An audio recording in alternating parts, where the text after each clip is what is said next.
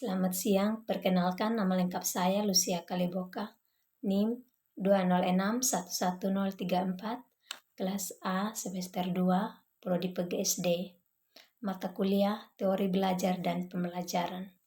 Baik, pada kesempatan kali ini saya akan membahas materi tentang teori belajar.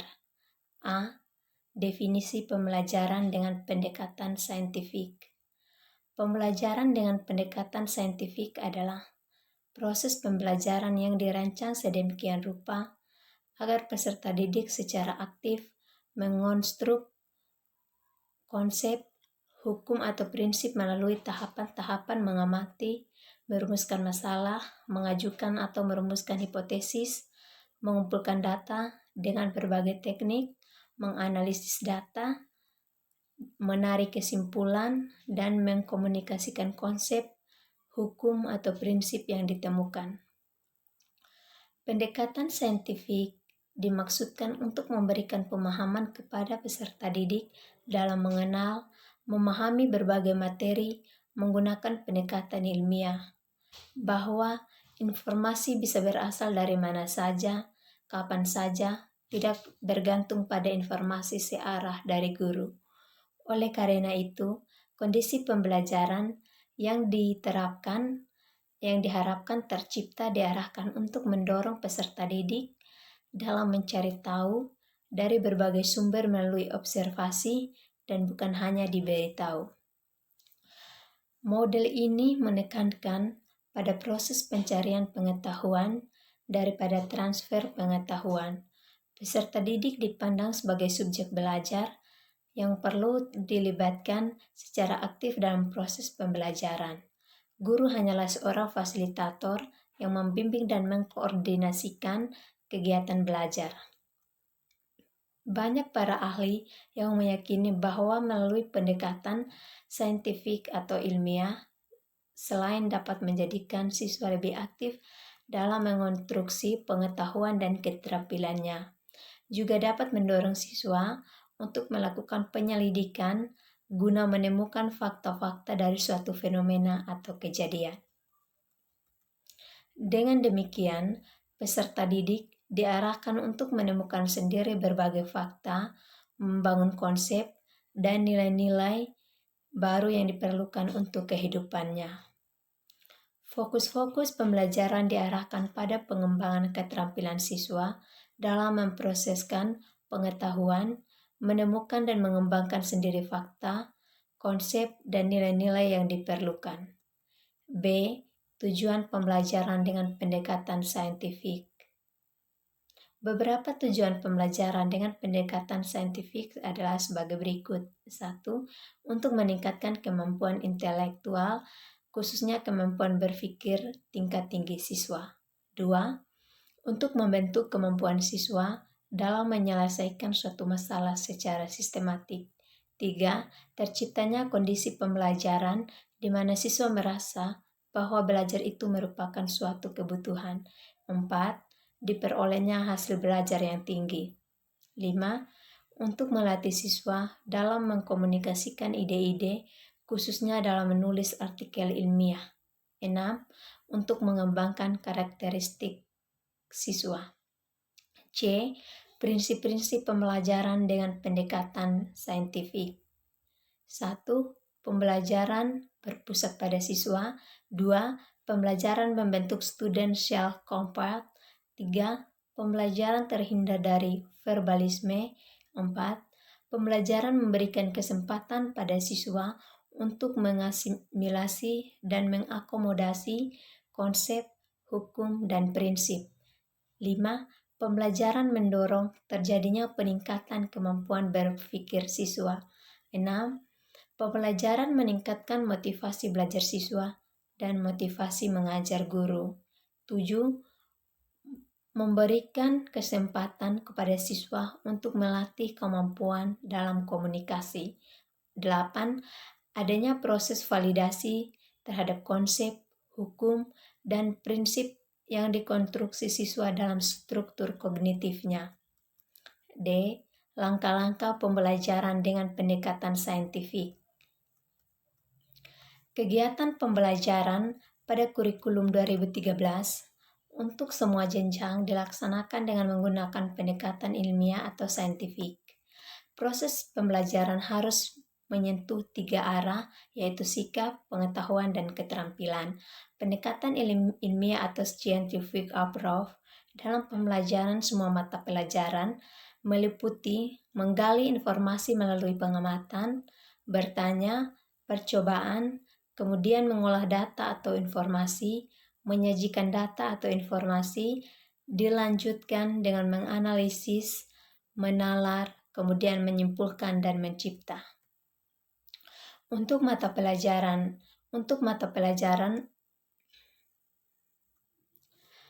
materi atau situasi tertentu, sangat mungkin pendekatan ilmiah ini tidak selalu tepat diaplikasikan secara prosedural. Pada kondisi seperti ini, tentu saja proses pembelajaran harus tetap menerapkan nilai-nilai atau sifat-sifat non-ilmiah. Pendekatan ilmiah scientific approach dalam pembelajaran disajikan sebagai berikut. 1. Mengamati. Kegiatan mengamati mengutamakan kebermaknaan proses pembelajaran atau meaningful learning. Metode ini memiliki keunggulan tertentu seperti menyajikan media objek secara nyata, peserta didik senang dan tentang, dan mudah pelaksanaannya. Metode mengamati sangat bermanfaat bagi pemenuh rasa ingin tahu peserta didik sehingga proses pembelajaran memiliki kebermaknaan yang tinggi. Dalam kegiatan mengamati, guru membuka secara luas dan mengevaluasi serta bervariasi kesempatan peserta didik untuk melakukan pengamatan melalui kegiatan melihat, menyimak, mendengar, dan membaca. Guru memfasilitasi peserta didik untuk melakukan pengamatan, melatih mereka untuk memperhatikan atau melihat atau membaca dan mendengar. Hal yang penting dari suatu objek atau suatu benda, adapun prinsip yang harus diperhatikan oleh guru dan peserta didik selama observasi pembelajaran yaitu cermat, objektif, dan jujur, serta berfokus pada objek yang diobservasi untuk kepentingan pembelajaran. 2. Menanya. Guru harus mampu menginspirasi peserta didik untuk meningkatkan dan mengembangkan rasa sikap, keterampilan, dan pengetahuannya. Dalam kegiatan penanya, guru membuka kesempatan secara luas kepada peserta didik untuk bertanya mengenai apa yang sudah dilihat, disimak, atau dibaca. Guru perlu membimbing peserta didik untuk dapat mengajukan pertanyaan tentang hasil pengamatan objek yang konkret sampai pada abstrak berkenaan dengan fakta, konsep, prosedur, ataupun hal lain yang lebih abstrak. Pertanyaan yang bersifat faktual sampai kepada pertanyaan yang bersifat hipotesis, tujuannya agar siswa memiliki kemampuan berpikir tinggi secara kritis, logis, dan sistematis atau critical thinking skills. 3. Mencoba. Aplikasi metode dimaksudkan untuk mengembangkan berbagai ranah tujuan belajar, yaitu sikap, keterampilan, dan pengetahuan. Aktivitas pembelajaran yang nyata untuk ini adalah 1. Menentukan tema atau topik sesuai dengan kompetensi dasar menurut tuntutan kurikulum. 2. Mempelajari cara-cara penggunaan alat dan bahan yang tersedia dan harus disediakan. 3. Mempelajari dasar teoritis yang relevan dan hasil-hasil eksperimen sebelumnya. 4. Melakukan dan mengamati pencobaan. 5. Mencatat fenomena yang terjadi, menganalisis dan menyajikan data. 7. Menarik kesimpulan atas percobaan. Dan 8. Membuat laporan, mengkomunikasikan hasil percobaan.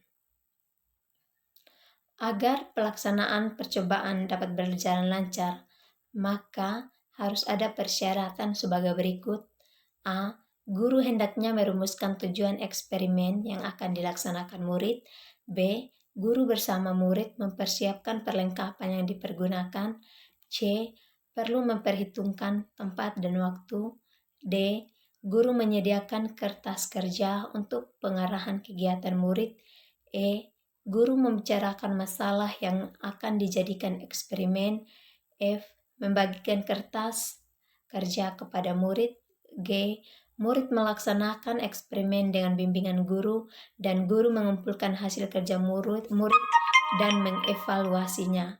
Jika dianggap perlu didiskusikan secara klasikal. 4. Menalar. Menalar adalah salah satu istilah dalam kerangka proses pembelajaran dengan pendekatan ilmiah yang dianut dalam kurikulum TIK 2013 untuk menggambarkan bahwa guru dan peserta didik merupakan pelaku aktif. 5. Mengolah. Pada tahapan mengolah ini, peserta didik sedapat mungkin dikondisikan belajar secara kolaboratif. Pada pembelajaran kolaboratif, kewenangan dan fungsi guru lebih bersifat direktif atau manajer belajar. Sebaliknya, peserta didiklah yang harus lebih aktif. Jika pembelajaran kolaboratif diposisikan sebagai salah satu falsafah pribadi, maka ia menyentuh tentang identitas peserta didik, terutama jika mereka berhubungan atau berinteraksi dengan yang lain atau guru. 6. Menyimpulkan. Kegiatan menyimpulkan merupakan kelanjutan dari kegiatan mengolah. Bisa dilakukan bersama-sama dalam satu kesatuan kelompok atau bisa juga dengan dikerjakan sendiri setelah mendengarkan hasil kegiatan mengolah informasi. 7. Menyajikan. Hasil tugas yang telah dikerjakan bersama-sama secara kolaboratif dapat disajikan dalam bentuk laporan tertulis dan dapat dijadikan sebagai salah satu bahan untuk portofolio kelompok dan atau individu yang sebelumnya dikonsultasikan terlebih dahulu kepada guru. Pada tahap ini, kendali tugas dikerjakan secara kelompok, tetapi sebaiknya harus pencatatan dilakukan oleh masing-masing individu sehingga portofolio yang dimasukkan ke dalam file atau map peserta didik terisi dari hasil pekerjaannya sendiri secara individu. 8. Mengomunikasikan. Pada kegiatan akhir, diharapkan peserta didik dapat mengkomunikasikan hasil belajar yang telah disusun secara bersama-sama dalam kelompok dan atau cara individu dari hasil kesimpulan yang telah dibuat bersama. Kegiatan mengomunikasikan ini dapat diberikan klasifikasi oleh guru agar peserta didik mengetahui secara benar apakah jawaban yang telah dikerjakan sudah benar atau ada yang harus diperbaiki. E. Aplikasi pendekatan. Penerapan pendekatan saintifik dalam pembelajaran melibatkan keterampilan proses seperti mengamati, menanya, mencoba, menalar, mengolah, menyimpulkan, menyajikan, dan mengkomunikasikan. Dalam melaksanakan proses-proses tersebut, bantuan guru diperlukan, akan tetapi bantuan guru tersebut hanya semakin berkurang dengan semakin bertambah dewasanya siswa atau semakin tingginya kelas siswa. Dalam model pembelajaran saintifik, peserta didik diarahkan untuk menemukan sendiri berbagai fakta, membangun konsep dan nilai-nilai baru yang diperlukan untuk kehidupannya. Fokus proses pembelajaran diarahkan pada pengembangan keterampilan siswa dalam memproseskan pengetahuan, menemukan dan mengembangkan sendiri fakta, konsep, dan nilai-nilai yang diperlukan. Terima kasih, sekian dari penjelasan tentang teori belajar saintifik. Selamat siang.